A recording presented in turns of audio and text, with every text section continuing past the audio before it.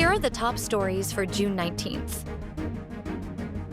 The Association of Southeast Asian Nations, or ASEAN, and Russia have adopted a new roadmap aimed at deepening their strategic partnership, with President Marcos saying the agreements would expand practical cooperation and deliver concrete benefits to the peoples of Southeast Asia and Russia. Speaking during a joint press approach with Russian President Vladimir Putin, Marcos said the two sides had reaffirmed their commitment to a partnership that remains constructive, forward-looking, and responding to the evolving needs of our people. Marcos said ASEAN and Russia adopted several outcome documents that would guide the next phase of their relations, including the Kazan Declaration 2026, the ASEAN-Russia Comprehensive Plan of Action for 2026 to 2030, the Joint Statement and Concept Paper on Cultural Cooperation, and the Joint Statement and Concept Paper on Energy Cooperation. For his part, President Putin said the summit's outcome documents enshrined the strategic dimensions of future cooperation between Russia and ASEAN countries. President Marcos said the Philippines and Russia are beginning to put in place a system for petroleum supplies after previous purchases from Moscow were made on an ad hoc basis in response to the global oil crisis triggered by the conflict in the Middle East.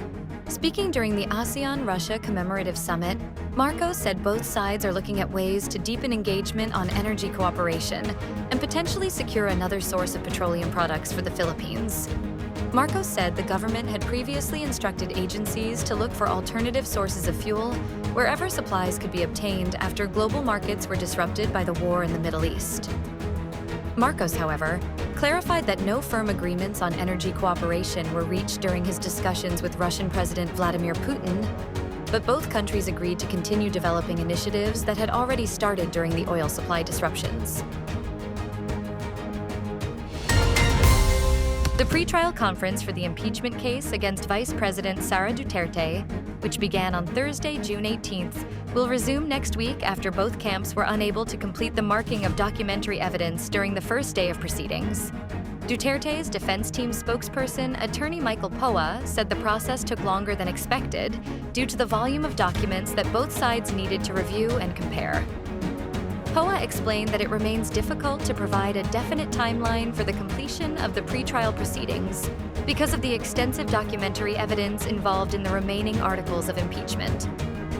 Despite the extended proceedings, the defense remains optimistic that the impeachment trial can begin as scheduled on July 6th.